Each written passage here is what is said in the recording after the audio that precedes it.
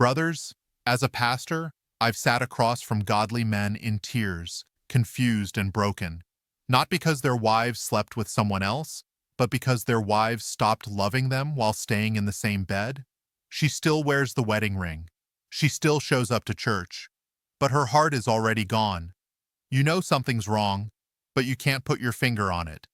She's more distant, more critical, more interested in her phone than in you. When you ask what's wrong, she says nothing. When you try to connect, she says she's tired. When you suggest counseling, she says you're overreacting. But your spirit is telling you something different. Your gut is screaming that another man has captured what used to belong to you, her heart, her thoughts, her emotional energy. And the worst part?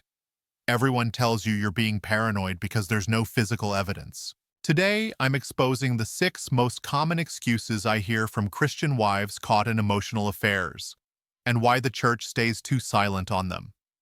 Before we begin, please subscribe, like this video, and drop a comment, even just your first name, so I know who I'm lifting up in prayer today, because I pray every day for each of my subscribers that they stay healthy and are never betrayed. Let me be clear about something the church doesn't want to discuss. Emotional adultery is destroying Christian marriages, and we're pretending it doesn't exist because there's no physical contact. But Jesus said if you look at someone with lust, you've already committed adultery in your heart. The same principle applies to emotional intimacy outside marriage. Excuse number 1. He's just my prayer partner. The spiritual excuse might be the most dangerous because it sounds so holy. She says, we're praying together. That's all.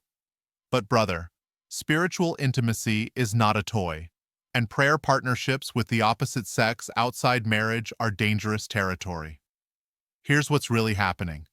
She's sharing her heart, her struggles, her deepest spiritual concerns with another man instead of with you. She opens up about her relationship with God, her fears, her dreams, her spiritual battles, all while becoming emotionally distant from her own husband. Prayer creates intimacy. When you pray with someone, you share your soul with them.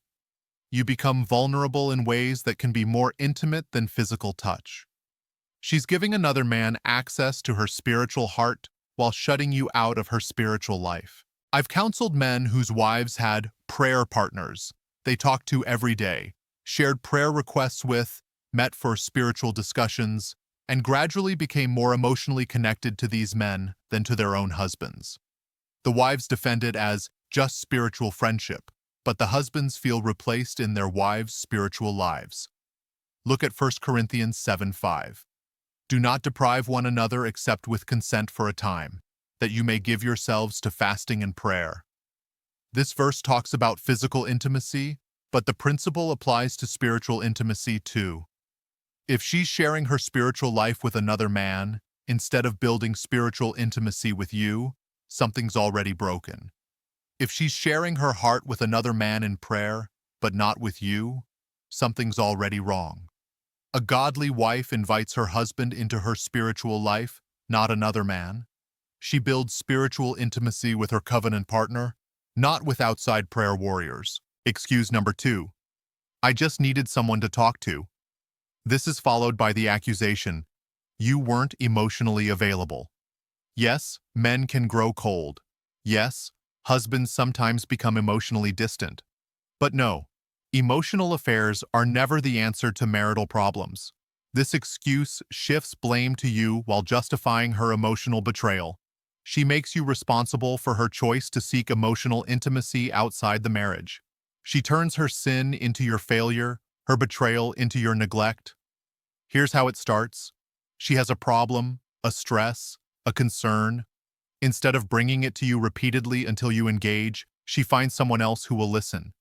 It feels innocent at first, just venting to a friend. But gradually, this other person becomes her primary emotional support. It starts as comfort, it ends in betrayal. What begins as casual conversation becomes daily texting. What starts as friendly support becomes emotional dependency. What feels like understanding becomes emotional adultery.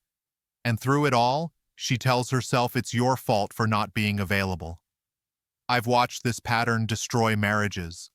The wife finds someone who listens to her complaints about her husband, validates her feelings, makes her feel understood and appreciated. This emotional connection grows stronger, while her connection to her husband grows weaker. The truth is, every marriage goes through seasons where communication breaks down. Every husband has moments where he's emotionally unavailable due to work stress, personal struggles, or just being human. But that's when a godly wife fights for connection with her husband, not when she replaces him with another man. A faithful wife brings her emotional needs to her husband persistently. She creates opportunities for connection.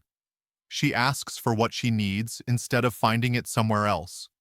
She protects her marriage by maintaining appropriate boundaries with other men, especially when her marriage is struggling. Excuse number 3. We never did anything physical. This excuse reveals a fundamental misunderstanding of what adultery really is. She thinks that as long as there's no physical contact, there's no sin. But Jesus taught something very different about adultery. In Matthew 5:28, Jesus said, "But I tell you that anyone who looks at a woman lustfully has already committed adultery with her in his heart." If looking with lust is adultery, then sharing emotional intimacy, romantic feelings, and heart connection with someone other than your spouse is absolutely adultery. Emotional adultery often leaves deeper wounds than physical adultery because it involves the heart and soul, not just the body. When your wife gives another man her emotional energy, her admiration, her romantic thoughts, her dreams about the future, she's committing adultery even if they never touch. Physical adultery is about bodies. Emotional adultery is about souls. Physical affairs can sometimes be about lust or opportunity. Emotional affairs are always about the heart choosing someone else. In many ways, emotional betrayal cuts deeper because it's more personal and intentional. She may never touch him physically, but if she dreams about him, fantasizes about life with him, shares her deepest thoughts with him, seeks his approval, desires his attention, and gives him the emotional intimacy that belongs to her husband, that's adultery of the heart.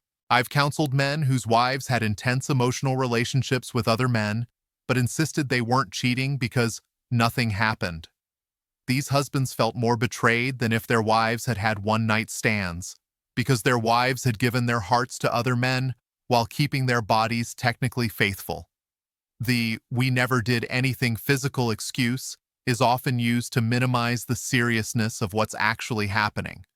But God sees the heart. And when the heart is given to someone other than your spouse, that's adultery regardless of what the body does or doesn't do. Excuse number 4. He understands me in ways you never did. This excuse is often accompanied by, "we just click," or "he gets me like no one else." It sounds like she's found genuine compatibility and understanding, but it's usually something much more dangerous. Here's what's really happening. Compatibility is not confirmation.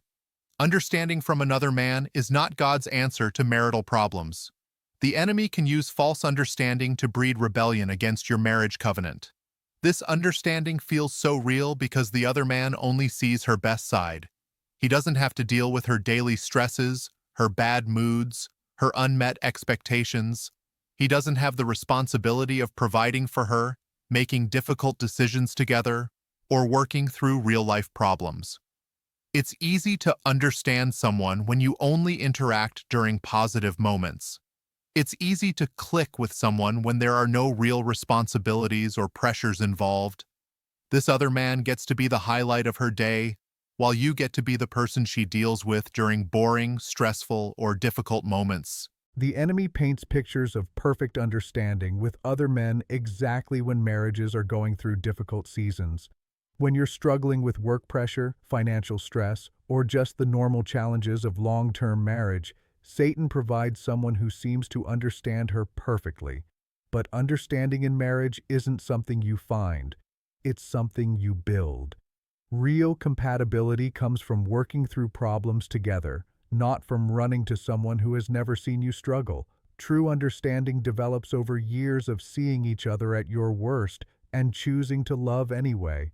A faithful wife works to build understanding with her husband instead of seeking it with other men. She recognizes that the perfect understanding she feels with someone else is often an illusion created by limited interaction and romantic fantasy. Excuse number 5. I needed someone to encourage me spiritually.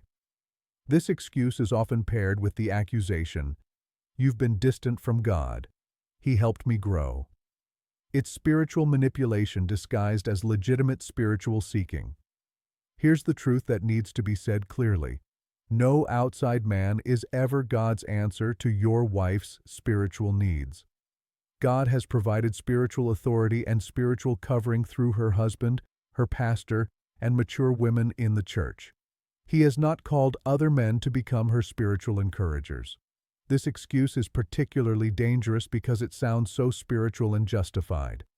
She frames her emotional connection with another man as spiritual growth and depicts any objection from you as resistance to her relationship with God. But look at 2 Corinthians 11:14.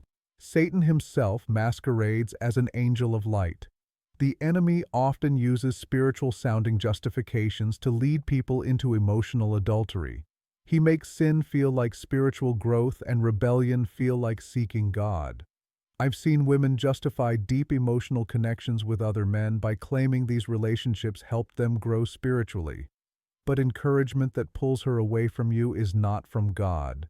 Relationship that creates distance in her marriage while creating intimacy with another man is not spiritual growth.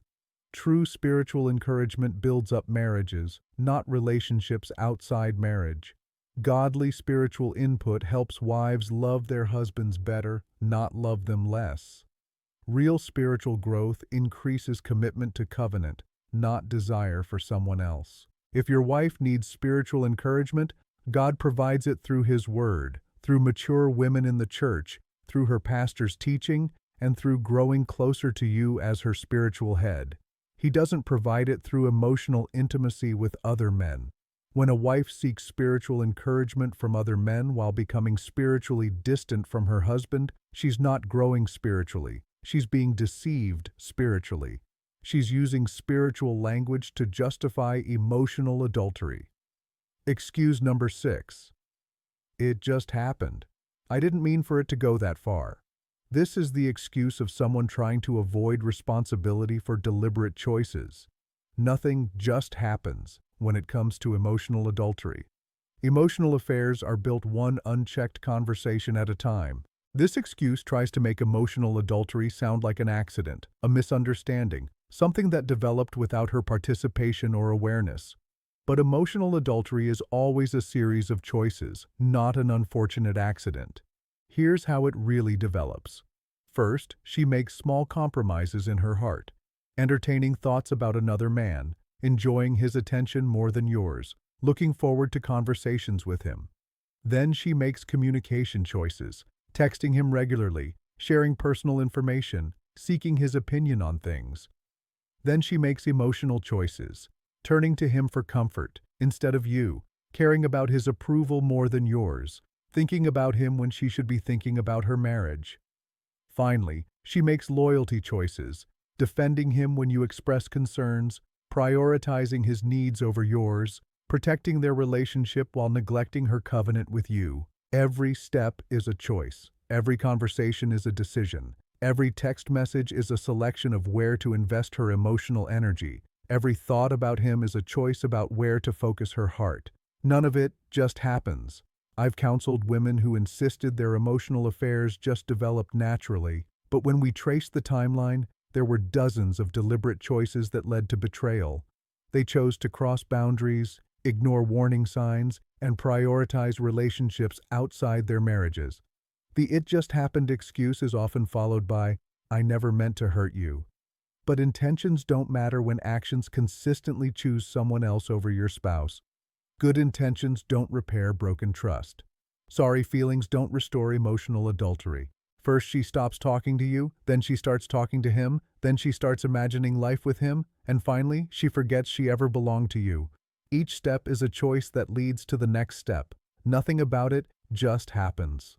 Brother, emotional adultery is real. If you feel it happening in your marriage, you're not crazy, You're discerning. Your spirit is picking up on something your eyes can't prove, but your heart knows is true. You don't need to yell, you don't need to threaten, you don't need to become the villain in your own marriage, but you do need to act, spiritually, wisely, biblically. You need to address what's happening with grace and truth, not ignore it and hope it goes away. Start with prayer. Ask God to reveal truth and give you wisdom. Then approach your wife with specific concerns, not general accusations. Tell her what you observe and how it makes you feel. Set clear boundaries about what kind of relationships you're comfortable with her having. Get spiritual support from mature men in your church. Don't suffer in silence or pretend everything is fine when your marriage is under attack. Emotional adultery destroys marriages just as surely as physical adultery, and it needs to be addressed just as seriously. Remember that love protects. Real love doesn't ignore warning signs or enable destructive behavior. Real love confronts problems and fights for the marriage covenant. Real love sets boundaries that protect intimacy instead of allowing it to be shared with others. Your marriage is worth fighting for, but you can't fight for it alone. Your wife has to choose to fight for it too. And if she's choosing to invest her emotional energy in someone else, that's a choice that needs to be addressed directly and biblically.